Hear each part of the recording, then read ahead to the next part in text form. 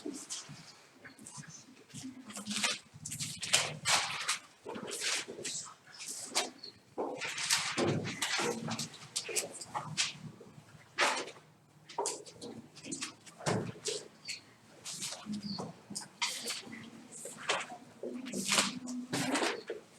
अधिकार। कल हमने पार्ट फर्स्ट पढ़ लिया था, इसकी फर्स्ट क्लास अपने देखी थी। आज हम बात करने जा रहे हैं मौलिक अधिकारों का इतिहास हमने पढ़ लिया था, कौन से देश में किस तरीके से मौलिक अधिकार मिले, वो सारी चीजें हमने जानकारी इकट्ठा की थी। तो सारी चीजें आपने पढ़ी थी, फर्स्ट वीडियो में आप देख सकते हो। ये सेकेंड वीडियो है जो भारत में मौलिक अधिकारों के बारे में हम चर्चा करेंगे। तो भारत में जो मौलिक अधिकार है ये भारतीय संविधान द्वारा भारत के नागरिकों को क्या दिए गए हैं, मौलिक अधिकार दिए गए। भारत के नागरिकों के व्यक्तित्व के विकास हेतु भारत के संविधान द्वारा उनको गारंटी दी गई है मौलिक अधिकारों के तहत। तो भारतीय संविधान के अंदर जो मौलिक अधिकार है ये कौन से भाग में आते हैं, तो भाग नंबर 3 के अंदर मौलिक अधिकार आते हैं। अनुच्छेदों की अगर हम बात करें तो भारतीय संविधान के अनुच्छेद 12 से लगा करके 35 तक हमारे मौलिक अधिकार आते हैं। भाग नंबर 3 और अनुच्छेद 12 से 35 तक हमारे मौलिक अधिकार आते हैं। भारत में मौलिक अधिकारों को कहां से लिया गया है, तो भारत में मौलिक अधिकारों को अमेरिका के संविधान से लिया गया है। और एक और प्रश्न यहां बनता है कि मौलिक अधिकार वाद योग्य है। मौलिक अधिकार वाद योग्य है। मौलिक अधिकारों का अगर हनन होता है तो आप सीधे कहां जा सकते हो, सर्वोच्च न्यायालय और उच्च न्यायालय जा सकते हो। बाकी जो राज्य के नीति निर्देशक तत्व हो गए, अन्य कानून है, वहां सीधे आप सर्वोच्च न्यायालय नहीं जा सकते हो। यहां पर आप सीधे सर्वोच्च न्यायालय में जा सकते हो क्योंकि ये नागरिक अधिकार है। और अनुच्छेद 32 जो संवैधानिक उपचारों का अधिकार हमें देता है, उसके तहत सर्वोच्च न्यायालय और उच्च न्यायालयों द्वारा मौलिक अधिकारों की रक्षा हेतु 5 प्रकार की रिट जारी की जाती है। तो डॉक्टर भीमराव अंबेडकर ने अनुच्छेद 32 के बारे में कहा था कि अनुच्छेद जो 32 है वो भारतीय संविधान की आत्मा है, उसे भारतीय संविधान की आत्मा करार दिया गया। और उन्होंने कहा कि अगर मेरे से कोई ये पूछे कि भारतीय संविधान के सभी अनुच्छेदों में सबसे बेस्ट या सबसे अच्छा अनुच्छेद कौन सा है, तो मैं जवाब दूंगा अनुच्छेद 32। इस तरीके से उन्होंने कमेंट भी किया था। तो भारतीय संविधान के भाग नंबर 3 में, इसीलिए भाग नंबर 3 को भारतीय संविधान का मैग्ना कार्टा भी कहा जाता है। तो यहाँ एक बहुत अच्छा प्रश्न है,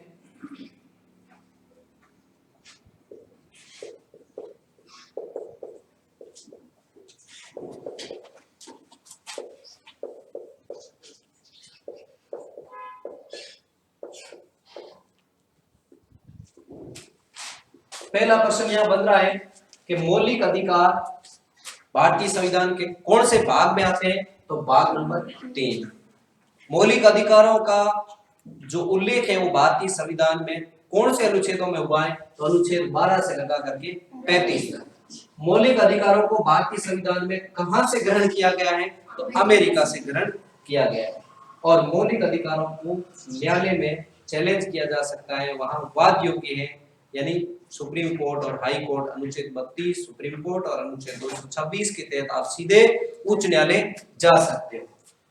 अब देखिए यहाँ एक प्रश्न और बनेगा इसके अलावा कि भारतीय संविधान का ऐसा कौन सा भाग है जिसे मैग्ना कार्टा कहा जाता है, तो भारतीय संविधान का भाग नंबर 3 है जिसे मैग्ना कार्टा कहा जाता है।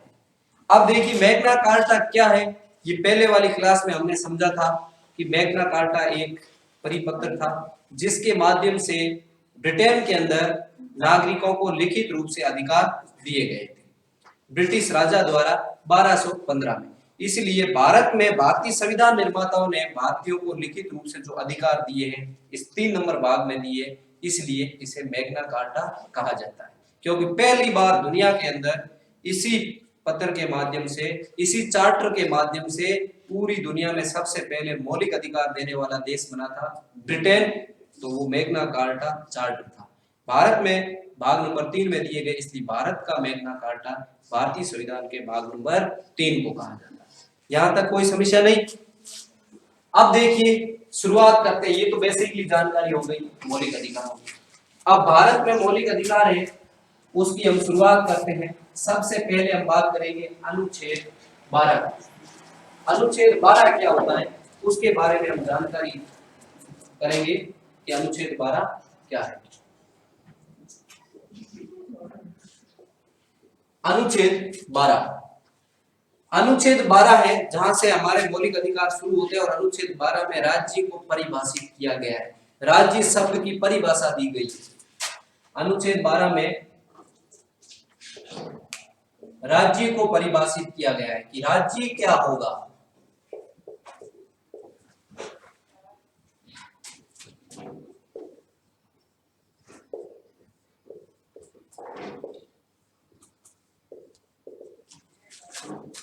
बहुत अच्छा प्रश्न यहाँ बन रहा है कि भारतीय संविधान का कौन सा अनुच्छेद है जो राज्य को परिभाषित कर रहा है। तो अनुच्छेद नंबर 12 आंसर आएगा जो राज्य की परिभाषा दे रहा है। आगे राज्य को किस प्रकार परिभाषित कर रहा है इस चीज को समझिए। तो अनुच्छेद 12 में लिखा गया है कि संसद या विधानमंडल द्वारा कानून बना करके जो संस्थाएं स्थापित की जाती हैं वो किस में आएगी, राज्य में आएगी। संसद व विधानमंडल द्वारा, संसद हो या फिर विधानमंडल द्वारा कानूनों के माध्यम से संस्थाएं स्थापित करना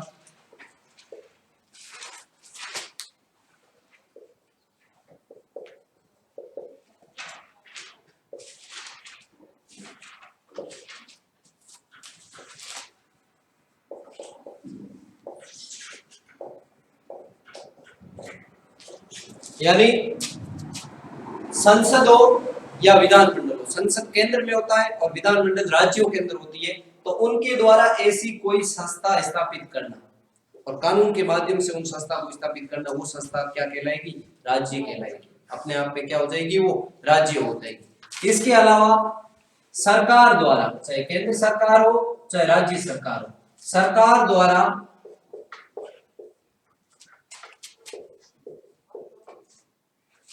द्वारा वित्तीय अनुदान प्राप्त करने वाली संस्थाएं भी क्या होगी, सरकार द्वारा वित्तीय अनुदान या वित्तीय सहायता आप कह सकते हो, वित्तीय अनुदान प्राप्त करने वाली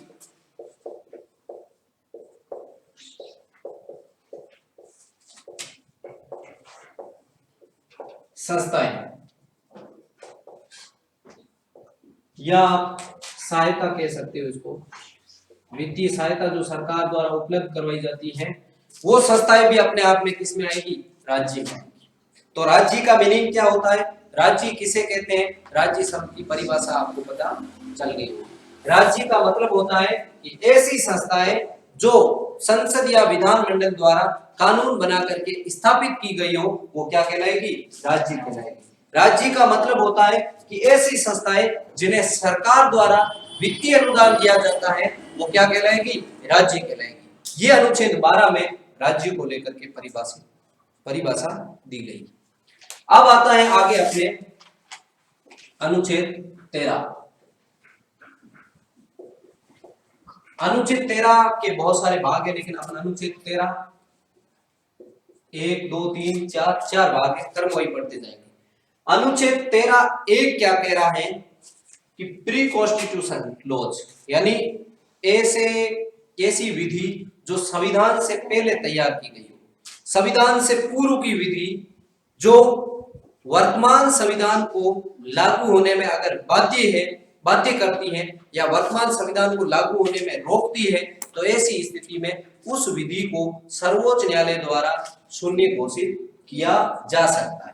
यानी ऐसी विधि जो, देखिए, संविधान से पूर्व की विधि, संविधान से पूर्व की विधि जो वर्तमान संविधान को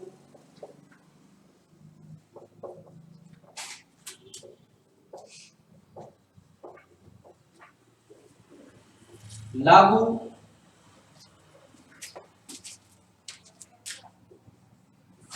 लागू होने से रोकती है तो उस विधि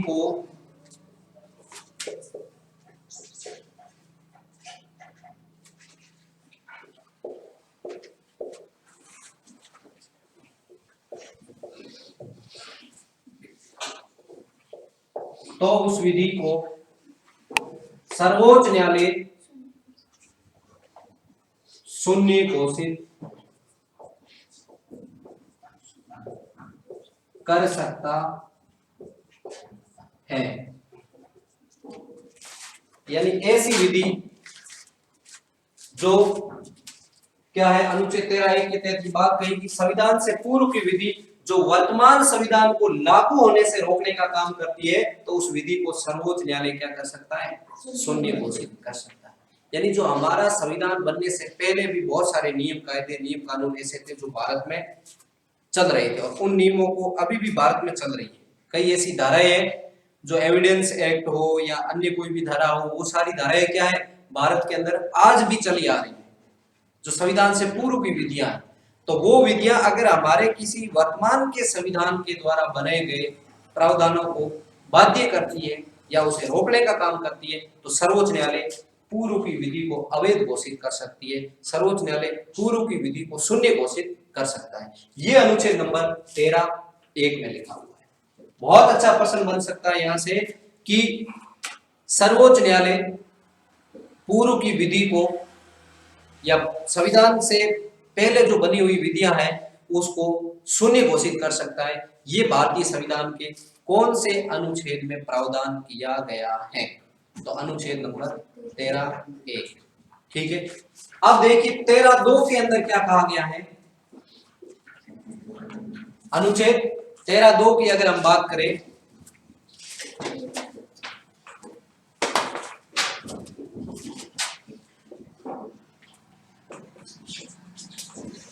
तेरह दो क्या है, तो 13(2) में कहा गया है कि संविधान लागू होने के बाद, संविधान बन गया, उसके बाद में संसद या विधान मंडल द्वारा बनाया गया ऐसा कानून जो हमारे मौलिक अधिकारों को कम कर रहा है, जो हमारे मौलिक अधिकारों को समाप्त कर रहा है, जो हमारे मौलिक अधिकारों का हनन कर रहा है, तो ऐसी स्थिति में उस कानून को भी सर्वोच्च न्यायालय समाप्त कर सकता है, सर्वोच्च न्यायालय उसे रोक सकता है। जैसा कि हमने भारतीय संविधान की एक विशेषता पढ़ी थी, न्यायिक पुनरावलोकन की शक्ति, जिसे उसे भी अमेरिका से ग्रहण किया गया है। तो न्यायिक पुनरावलोकन नामक जो शब्द है वो भारतीय संविधान के किसी भी अनुच्छेद में आपको नहीं मिलेगा, लेकिन न्यायिक पुनरावलोकन की जो आधार है वो अनुच्छेद नंबर 13(2) है।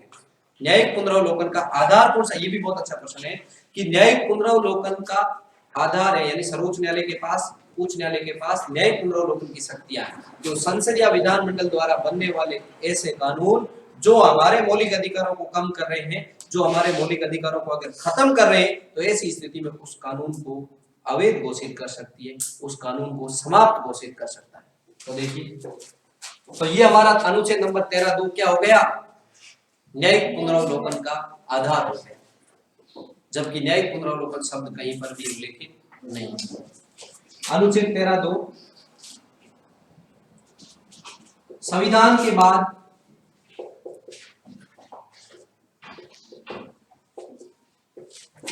संसद या विधान मंडल द्वारा संविधान के बाद संसद या विधान मंडल द्वारा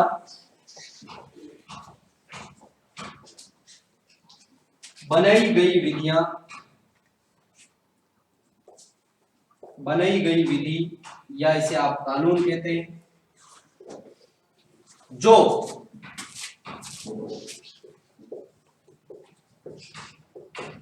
मौलिक अधिकारों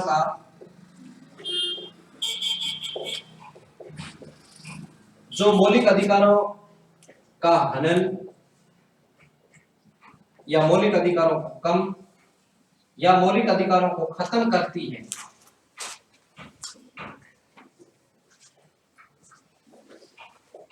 तो सर्वोच्च न्यायालय, सर्वोच्च व उच्च न्यायालय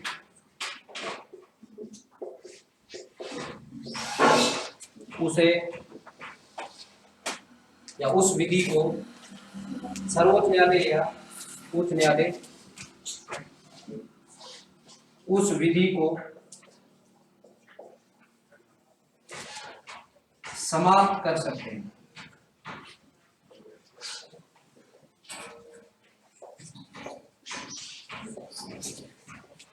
तो कहने का मतलब ये हो गया, ये हमारे न्यायिक पुनरावलोकन का आधार हो गया, जिसके आधार पर यानी संविधान लागू होने के बाद या संविधान के बाद बनने वाली विधि या कानून जो हमारे मौलिक अधिकारों को अगर कम कर रहे हैं, तो ऐसी स्थिति में सर्वोच्च न्यायालय और उच्च न्यायालय दोनों के पास पावर है कि विधानमंडल द्वारा बने गए कानूनों के ऊपर रोक कौन लगाता है? उच्च न्यायालय लगाता है। और संसद द्वारा बने गए कानूनों पर रोक लगाने का काम कौन करेगा? सर्वोच्च न्यायालय करेगा। यानी सर्वोच्च न्यायालय न्यायिक पुनरावलोकन शक्ति का प्रयोग करेगा। और राज्यों में अगर विधानमंडल द्वारा ऐसा कोई कानून हो जो हमारे मौलिक अधिकारों को हनन करने का काम करता है, तो ऐसी स्थिति में राज्य का जो उच्च न्यायालय होगा वो न्यायिक पुनरावलोकन शक्ति का उपयोग करेगा। तो कहने का मतलब ये हो गया कि न्यायिक पुनरावलोकन शक्ति का जो आधार है वो अनुच्छेद नंबर 13(2) है। अब इसको लेकर के एक विवाद आता है, अनुच्छेद नंबर 13(2) को लेकर के 2017 के अंदर।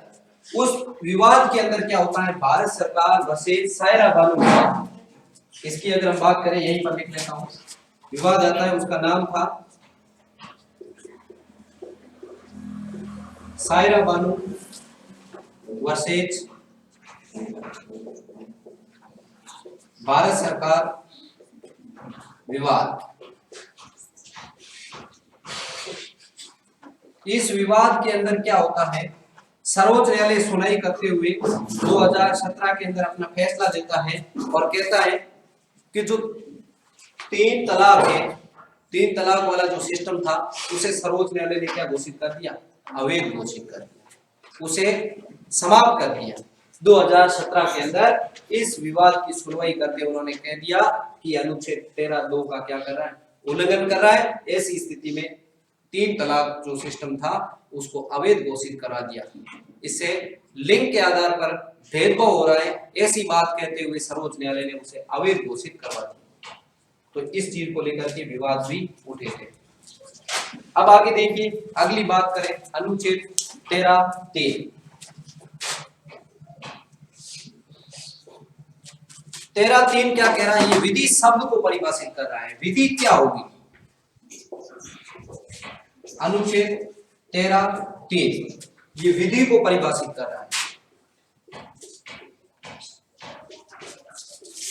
यानी विधि में क्या क्या चीजें शामिल होंगी? विधि को परिभाषित कर रहा है। बहुत अच्छा प्रश्न बनेगा यहां से कि विधि की परिभाषा भारतीय संविधान के कौन से अनुच्छेद में दी गई है? तो विधि की परिभाषा भारतीय संविधान के अनुच्छेद नंबर 13(3) के अंदर दी गई। और विधि के अंदर कौन कौन सी चीजें शामिल होगी, ये चीजें यहाँ लिखाई गई कि संसद या विधि के अंदर कौन सी चीजें आएगी कि संसद या विधानमंडल द्वारा बने गए कानून, संसद या विधानमंडल में बनने वाले कानून विधि में आ जाएंगे।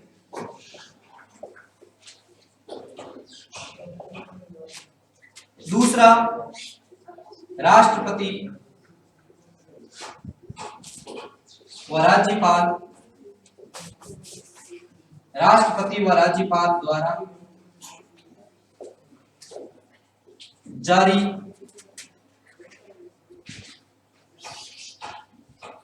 अध्यादेश, राष्ट्रपति व राज्यपाल द्वारा जारी अध्यादेश।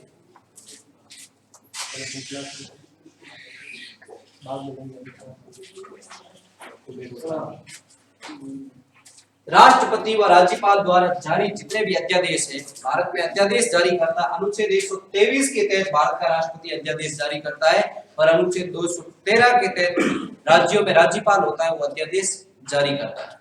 जब हम राष्ट्रपति पढ़ेंगे, जब हम राज्यपाल पढ़ेंगे, तब इस अध्यादेश नामक शब्द को आपको विस्तृत रूप से समझेंगे। अभी अपने को इतना ही समझना, क्योंकि अभी इस चीज को अपन पढ़ेंगे तो अपना पूरा पीरियड चला जाएगा। इसलिए अभी इतना ही समझना है कि कौन से अनुच्छेद के तहत ये चीजें जारी होती। इसके अलावा सरकार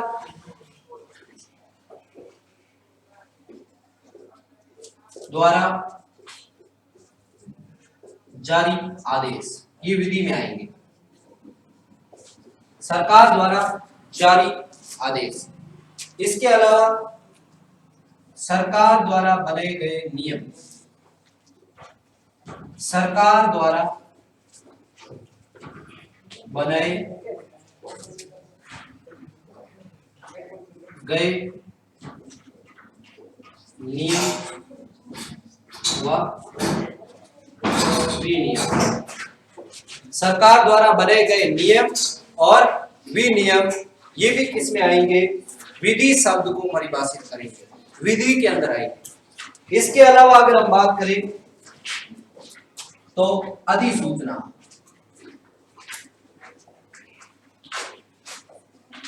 अधिसूचना भी किस में आएगी? विधि शब्द को परिभाषित करेगी। इसके अलावा अगर हम बात करें तो परिपत्र, परिपत्र भी किस में आएंगे? ये भी विधि शब्द को क्या करेंगे? परिभाषित करेंगे। तो यहां तक आपकी चीज समझ आ गई कि अनुच्छेद 13(3) है, ये विधि शब्द को परिभाषित कर रहा है। विधि क्या चीज होगी, इस चीज को परिभाषित कर रहा है और कह रहा है कि विधि के अंदर कौन कौन सी चीजें शामिल होगी। संसद या विधानमंडल में बनने वाले जितने भी कानून हैं वो किस में चले जाएंगे? विधि में शामिल हो जाएंगे। राष्ट्रपति व राज्यपाल द्वारा जारी होने वाले अध्यादेश है वो किस में चले जाएंगे? विधि शब्द में चले जाएंगे, यानी वो विधि बन जाएगा देश का। इसके अलावा सरकार द्वारा जारी आदेश, यानी सरकारी जो आदेश होते हैं वो भी विधि में आते हैं। इसके अलावा सरकार द्वारा बनाए गए नियम, सरकार द्वारा बनाए गए विनियम, ये भी विधि में आएंगे। इसके अलावा जारी अधिसूचना और परिपत्र, ये सारी चीजें विधि शब्द को परिभाषित करती है। अब क्वेश्चन कैसे आएगा इस चीज को समझिए। कंपटीशन का एग्जाम आप देने जाओगे तो सीधे क्वेश्चन पॉलिटिकल साइंस से बहुत ही कम चांस होता है कि मिलते हैं। समझना, एक एक शब्द को समझना मेरे। देखिए क्वेश्चन कैसे आएंगे। क्वेश्चन इस तरीके से आएगा कि राष्ट्रपति द्वारा जारी अध्यादेश किसको परिभाषित कर रहा है? ऑप्शन नंबर ए राज्य को, ऑप्शन नंबर बी सत्र आउट को, ऑप्शन नंबर सी विधि शब्द को, ऑप्शन नंबर डी सभी। विधि शब्द को परिभाषित कर रहा है।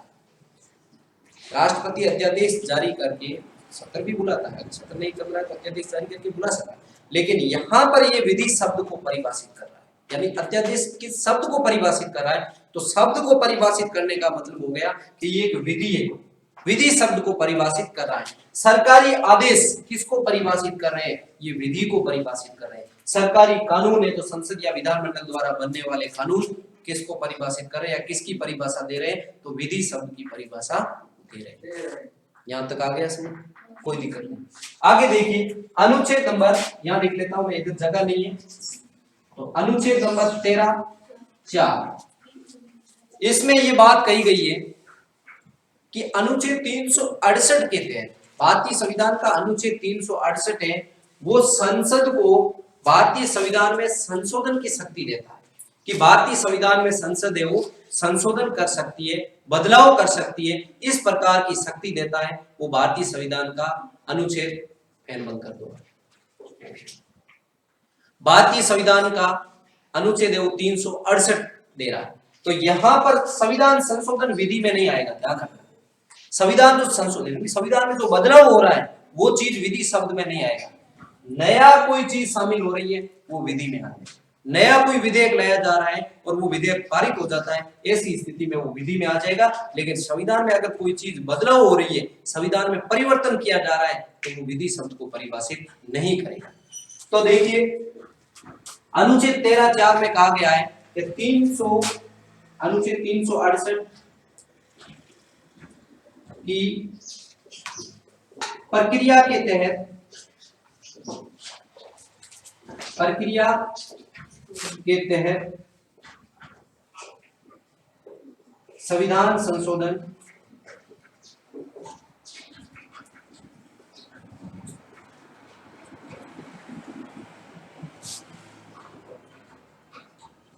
विधि में शामिल नहीं होंगे,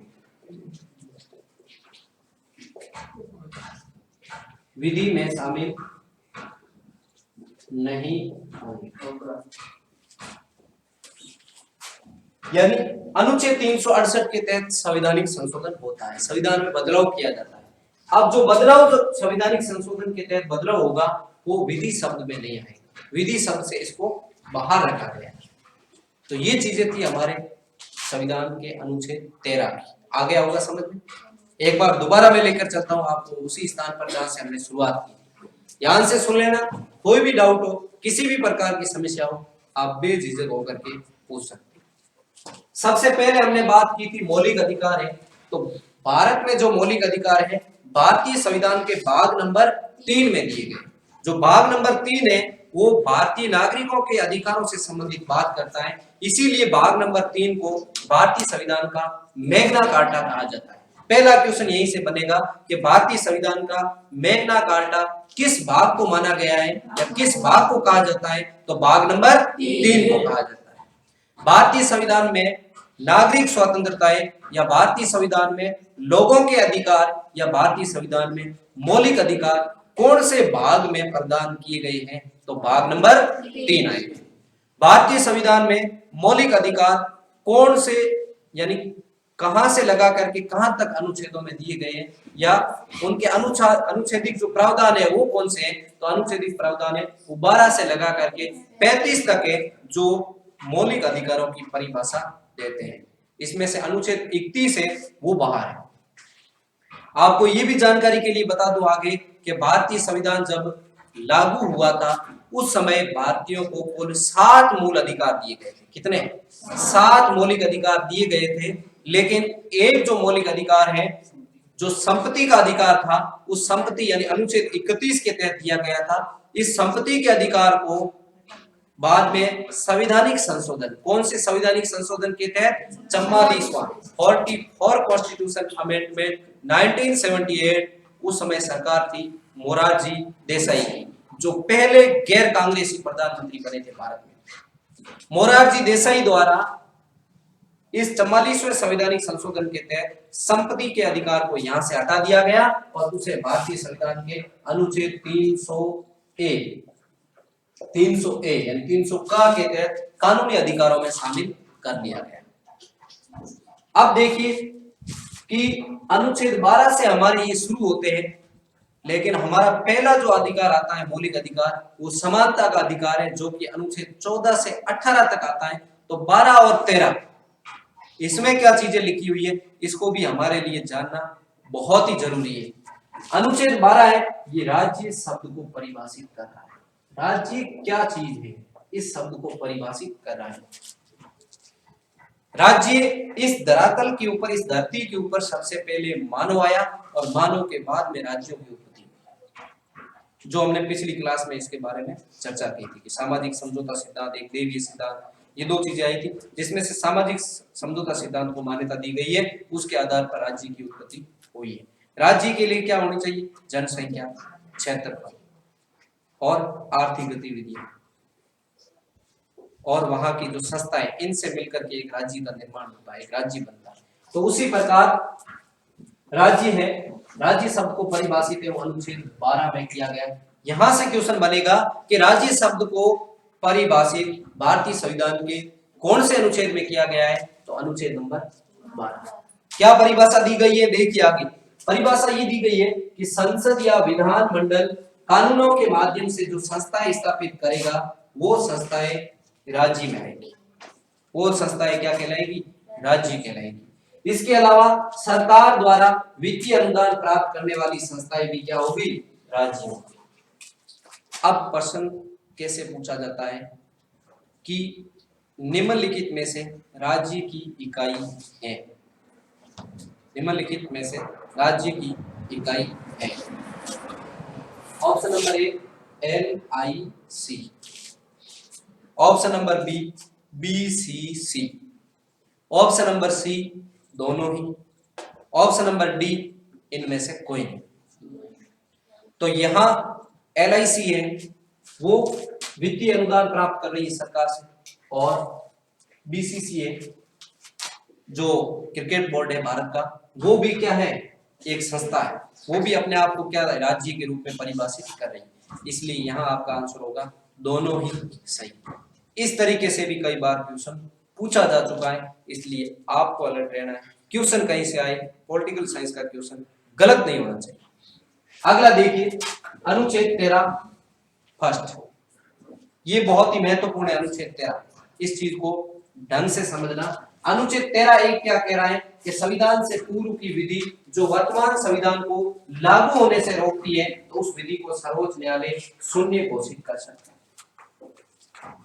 प्री कॉन्स्टिट्यूशन लॉ यानी ऐसी विधि जो हमारे देश का जब संविधान लागू हुआ था उससे पहले से चल रही थी और आज भी चल रही है, और उस विधि की वजह से संविधान बनने के बाद के जो प्रावधान है उसमें अगर बाध्यता उत्पन्न हो रही है, वो लागू नहीं हो पा रहे हैं, ऐसी स्थिति में सर्वोच्च न्यायालय उस पूर्व की विधि को शून्य घोषित कर सकता है और वर्तमान की विधि को मान्यता देगा। दूसरी बात 13(2) में क्या बात लिखी गई है कि संविधान बनने के बाद पोस्ट कॉन्स्टिट्यूशन लॉ, संविधान के बाद संसद या विधानमंडल कानून बनाती है। दोनों को अधिकार दिया है संविधान, संसद कानून बनाती है और विधानमंडल कानून बनाती है। अनुच्छेद 79 के तहत एक संसद होती है और अनुच्छेद 168 के तहत राज्यों में क्या होती है, विधानमंडल। तो संसद और विधानमंडल द्वारा बनाए गए विधि या बनाए गए कानून जो हमारे किसी मौलिक अधिकार को कम कर रहे हैं या मौलिक अधिकारों का हनन कर रहे हैं या मौलिक अधिकारों को खत्म कर रहे हैं, तो ऐसी स्थिति में सर्वोच्च न्यायालय उस कानून को समाप्त कर सकता है। और समाप्त करने के लिए कौन सी शक्ति का प्रयोग करेगा, कौन सी शक्ति का प्रयोग करेगा बताइए? न्यायिक पुनरावलोकन शक्ति। बिल्कुल सिंपल। न्यायिक पुनरावलोकन शब्द का उल्लेख भारतीय संविधान में कहां पर किया गया है?